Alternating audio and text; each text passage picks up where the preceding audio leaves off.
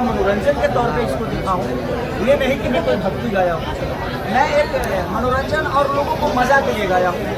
अब इसमें कितनी बुराई है कितनी अच्छाई है, और अलग दिशा में ले जाऊँ, क्योंकि कुछ लोगों का ये था कि खेसारी विवाद करके ही बचता है। खेसारी अगर विवाद नहीं करे तो शायद ये नहीं चल पाएगा। तो मुझे नहीं लगता कि अगर बोल के बड़ा होना होता तो बहुत सारे वो आई होंगे। और इधर का जो नज़ारा है वो आप देखिए कि तकरीबन 1.5-2 घंटा से बैठ के आप यहाँ, मेरे नज़रिए से शायद वो एक जिम था, वो एक ट्रेनिंग थी, एक स्टेमिना था, बट लोगों को कुछ अलग लगा। भोजपुरी के ट्रेंडिंग स्टार कहे जाने वाले खेसारी लाल यादव का एक गाना आया है और गाने का बोल है कलम चबा गई। जब हम गाना सुन रहे थे तो हमको फील हुआ कि अपने गाने से बताना चाहते हैं कि पढ़ाई लिखाई छोड़ के कलम चबा गई। स्वागत है।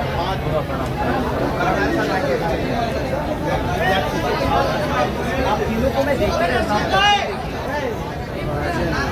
रहने का और बोलने का तरीका जो होता है आप तीनों का सही बहुत प्यारा है, क्योंकि आप पढ़े लिखे हैं। और मैं सुनते रहता हूँ, ऐसा नहीं कोई मैं भोजपुरी भाषा से आपको सुनते हैं तो मैं आपको सुनता हूँ, इसलिए कि मैं क्या गलत हूँ कितना सही हूँ ये मेरे लिए सुनना बड़ा जरूरी है। क्योंकि मैं सुनूंगा तब मुझे पता चलेगा कि कितना गलत हूँ कितना सही हूँ, इसलिए वो मुझे सुनना पड़ता है।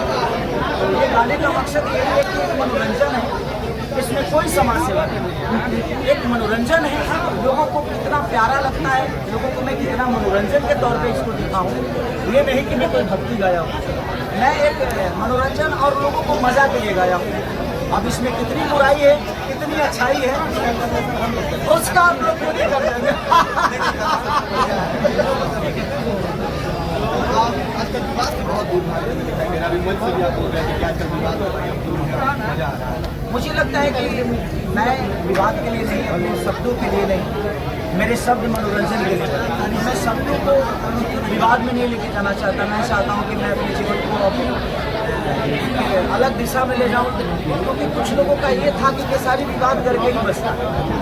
खेसारी अगर विवाद नहीं करे तो शायद ये नहीं चल पाएगा। मुझे नहीं लगता कि अगर बोल के बड़ा होना होता तो बहुत सारे वक्ता इस धरती पे हैं जो आज तक कुछ नहीं बोले, लेकिन मैं कुछ करके ही बड़ा हुआ हूँ। लेकिन लोगों को जब ब्लैक था वो मुझे परेशान कर रहा था, इसलिए मैंने सोचा कि नहीं, अब मुझे कोई कुछ भी कह देगा मैं उसके बारे में एक शब्द नहीं बोलूँगा, क्योंकि मैं बोलूँगा फिर उसकी जवाब आएगा, फिर वो बोलेगा, फिर मैं बोलूँगा, फिर बात बनी होती है और उसमें हमारा काम नुकसान होता है। कहीं से कोई गाली दे रहा है तो कहीं विवाद कर रहा है तो कोई, और सच पूछिए तो एक फैमिली मैन होने का भुगतान भी होता है।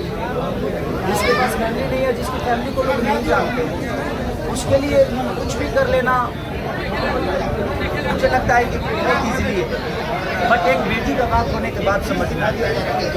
यहाँ पे जो है वो पोस्टर लगा हुआ है कलम चबा गई और ट्रिपल सी इसमें एक्ट्रेस है, हालांकि वो आई है।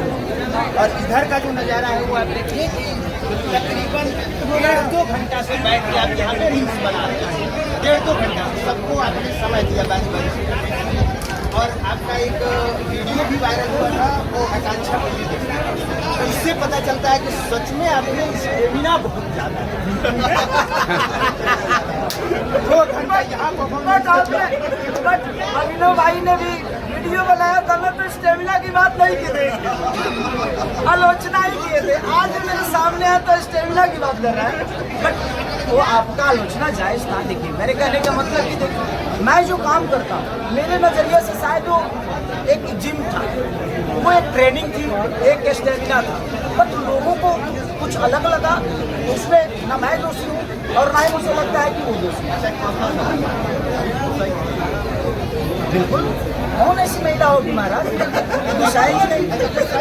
बिल्कुल ऐसा देखिए मेरे कहने का मतलब कि जिस आप पढ़े लिखे हैं और वो चीज़ें आपको बुरी लगी, तो मेरी वाइफ पढ़ी लिखी नहीं है, वो सीधा समझती है, तो उसके दिमाग में तो डायरेक्ट वही दिया होगा कि नहीं ये गलत है। बट मैंने वो भी चीज़ें एक हॉलीवुड सिनेमा का, एक हॉलीवुड बहुत बड़े स्टार का देखा था, तो मुझे लगा यार स्टेमिना दिखाने का ये भी एक तरीका है, तो मैंने उस लेवल से उसको किया था। मेरा इंटेंशन ये नहीं था कि मैं कुछ गलत तरीके से उसको पढ़ने, और सच पूछे तो लोग कहते हैं ना, और मैं आप लोगों से भी कहूँगा कि मैं सब बोला भी पहले कि आज स्टैंड अप कॉमेडी आप भी देखते हैं।